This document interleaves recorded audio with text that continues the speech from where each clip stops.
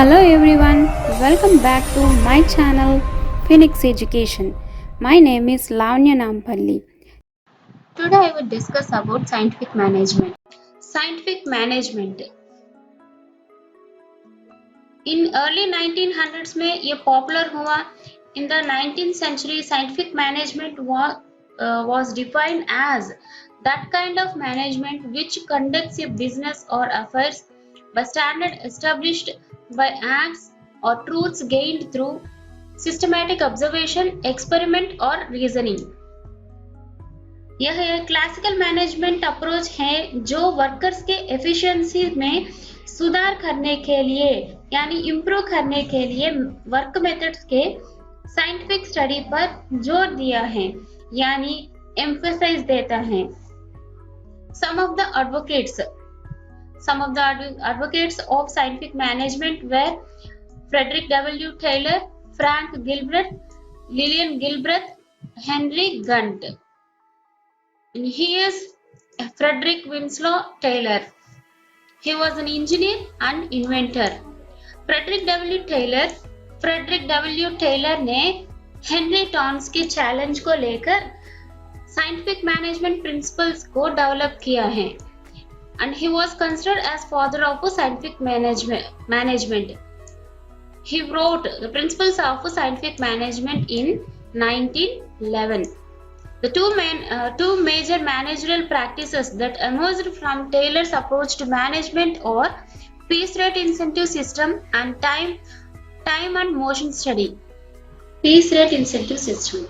Taylor ने ये माना कि सोल्जरिंग के मेजर रीजन वेज सिस्टम है. Soldiering means to work at the slowest rate that goes unpunished. इस प्रॉब्लम को सॉल्व करने के लिए टेलर ने पीस रेट इंसेंटिव सिस्टम को यूज करने के लिए सपोर्ट किया.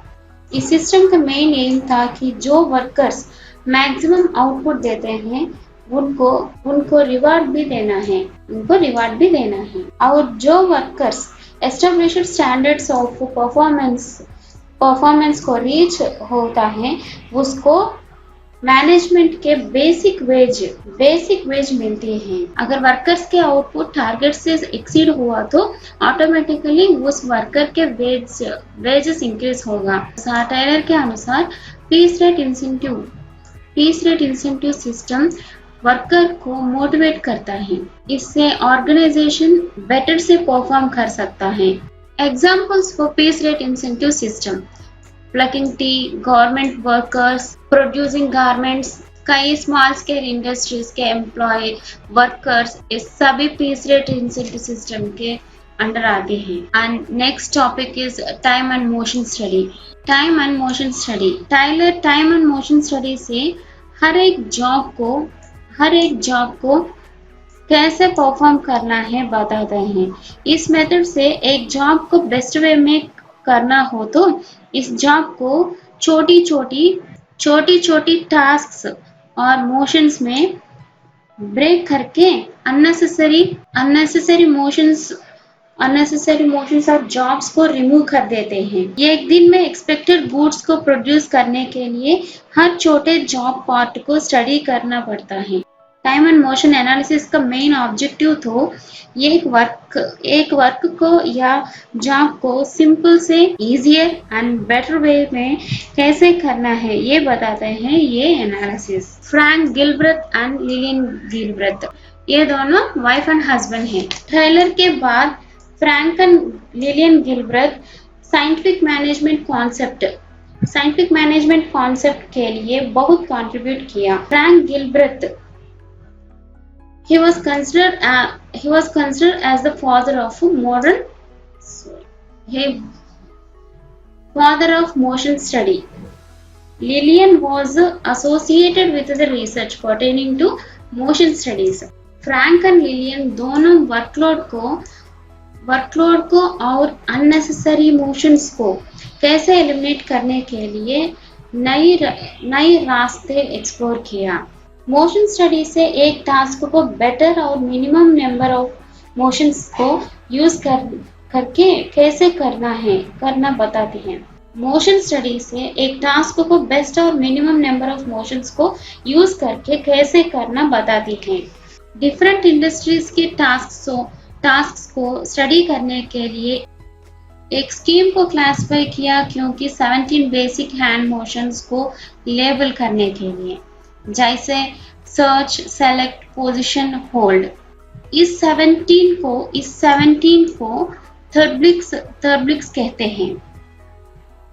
ये नाम गिलब्रेथ के नाम, it is Gilbreth spelled backward with the T and H transposed. Frank Gilbreth ने माइक्रो मोशन स्टडी को भी डेवलप किया। एक मोशन कैमरा और एक clock marked of in 100th of seconds को यूज करके वर्कर टास्क परफॉर्म करने समय पर उस मोशंस को स्टडी करने के लिए यूज किया।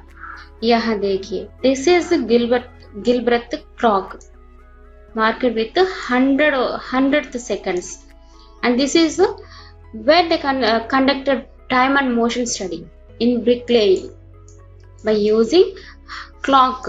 bricklaying प्लेस में एक्सपेरिमेंट करके नंबर ऑफ मोशंस को कम किया। एक्सपेरिमेंट के पहले 18.5 to 14 मोशंस होते थे। एक्सपेरिमेंट के बाद 100 to 2700 ब्रिक्स रखने में इंक्रीज हुआ, वो भी बिना श्रम में।